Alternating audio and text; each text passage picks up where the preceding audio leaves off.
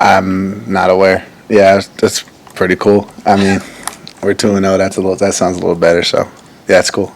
Yes, sir.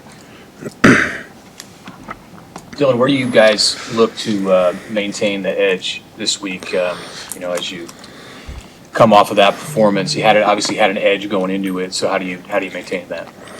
Yeah, I mean, it's just our process. It's not looking forward, not looking back to anything that we did.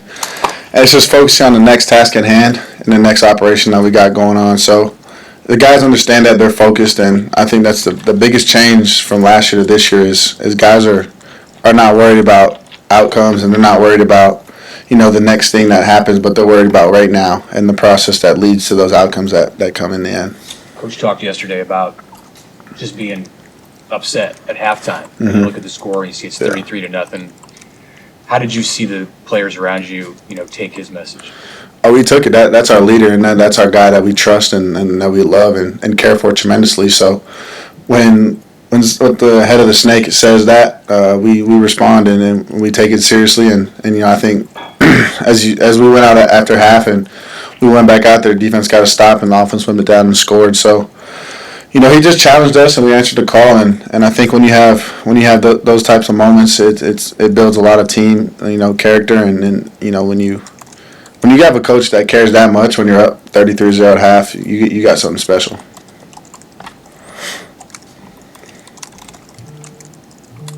Anything when you look back at tape that stood out to you that maybe didn't happen right in the heat of the battle? Yeah, there were two instances. We got inside the 5 on, it was 1st and goal on the 5 and we didn't score. So that's 2 weeks straight that we haven't punched the ball in the end zone, and that's unacceptable, and we'll make sure to get that fixed. But other than that, I thought we played a clean game. There was also, the defense got a turnover and we went 3 and out. So if you take those 2 instances and clean it up, the outcome might be a little different. But at the end of the day, it's all part of learning, and guys are aware of it. So we're on high alert. Hey, Dylan, FCS team this week, 11 a.m. What are the challenges just keeping that level you guys played with the last 2 weeks at home here at 11 a.m.? Yeah, well, first, like you said, we're playing at home, and when we play at home, no one comes in and bullies us around in our home field. And I mean, the team it doesn't matter if it's Houston Christian or if it's Michigan State. It's not us playing the team, but we're really playing against ourselves and our standard. And if you look at it from that standpoint, there's really no excuse for us not playing at a high level. And we set the bar last week, and we're trying to find ways to raise the bar and keep attacking and keep growing. The coaches have been pretty complimentary of the pre-snap work you've done. How much extra work does that require of you during the week to get to that point? Mm-hmm. And I guess, what does a normal week of preparation look like for you? Yeah, that's part of my job, and that's part of playing quarterback. So I'm a command coach for giving credit, but at the end of the day, that's what I signed up for, and that's what I do. But yeah, I mean, this is a normal week. Like, I try to stay a day ahead of everything.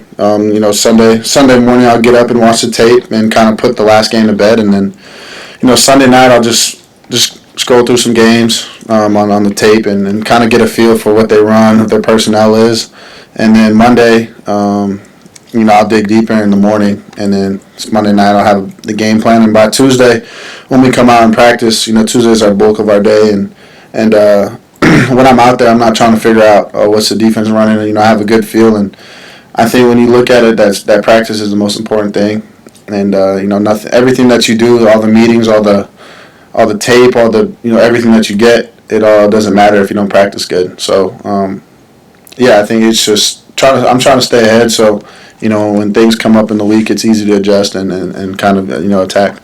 Is there a point in the week where they'll come to you and say, "All right, here, what plays do you like?" Mm-hmm.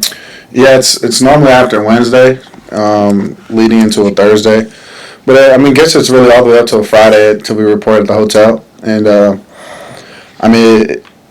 Ho's got a good feel for what we like and what we're good at, and if it doesn't look good in the week, we're not going to run it. So he's smart about kind of understanding what I like and what I don't like. But there's those conversations happen Wednesday night, Thursday, and get fine-tuned before the hotel and the game. What's the communication like in your helmet during the game? I mean, do do you try to get up to the line quick so they can say a few things to you before the 15-second point? Yeah, it just depends on the tempo of the offense we're trying to run. If we're trying to go and go fast, it's normally just like a one word and kind of it's been discussed throughout the week, so I kind of can get everybody lined up and get us moving. But if it's in the huddle, it's the whole play call, and then maybe here's a few reminders here and there. But he does a good job of getting me the play call, and then basically get up to the line, and he doesn't really speak when we break the huddle, and it's kind of just whatever we're seeing as an offense, and what we talked about all week is just what goes out there. Can we expect to see any more spin moves in the near future? Yeah, I should have stayed on my feet. And got in, but I mean, I don't know. It's just a reactionary thing. I wasn't really thinking about spinning, but I guess the guy tried to hit me on the outside, and it just so happened to somehow make my way spinning. Coach Rowe had, really kind comments for that one throw, your last touchdown throw to Dane, but Dane had come all the way across the field. That's a kind of a veteran move. Is that something you guys work on, or is that just something he understands instinctively and got over the corner? Yeah, so the actual play call, he's running that way in the play call. He's my third progression in that play. But, I got flushed, and Dane is so good, and, he's a veteran, and he knows that when he gets in that area of the field to kind of just make eye contact and get in phase with me. And, he made a great catch. The guy got his hand in there. He was squeezing so hard that they couldn't overturn it just because of the control he had. And, yeah, that was a good grab by him, and that was a fun way to kind of end the game for the black group. Did you throw that one? Have a little more torque on it, or? That's just kind of how, I don't know. When I throw it, I'm not thinking about torque and mechanics and all that. That's kind of why you prepare the way you prepare. And maybe it jumped out of my hands, maybe it didn't. I'm just glad we scored. Does that throw, does it require a certain level of confidence that you have in him? I mean, just because the precision and the timing has to be so exact on that. Yeah, I mean, especially when you get down in the red zone, Coach Thomas always says things tighten up and the windows get shorter. So, if he's a split second later, I'm a split second late, that ball probably doesn't get off, and I either scramble or throw it away. But our plays are repped so detailed, and they're repped so many times that we know the pros and the cons of each play. And it was just so happened that we made a pretty good play on that.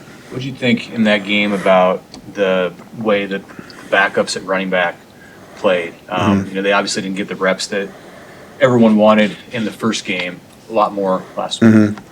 Yeah, I don't think the running back position is to look at as a backup in a 2 and 3 standpoint. It's more of like a rotation. They go in on when they go in, and they all have the same standard. Emmett's a great vet for that room, and he sets the bar, and they're always trying to chase it, and they're damn close. So I think they played elite. Makai came in, Quinn came in, got a score. Makai came in and runs the ball tremendously hard, and those guys work so hard, and I think a lot of their work gets overshadowed by how great Emmett is, but I think those guys, as the season progresses and the wear starts to win on people, I think you'll see more and more of them.